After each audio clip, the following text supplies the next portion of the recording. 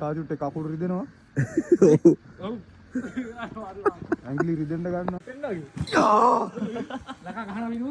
ලකා මෙහෙලි ගහනවා. හරිද? අර පාර ගොම වෙනවා නේ මේ.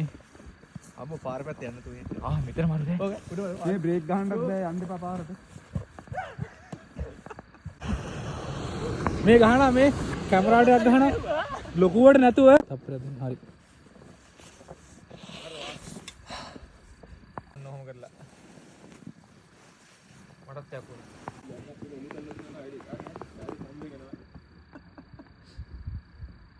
4 3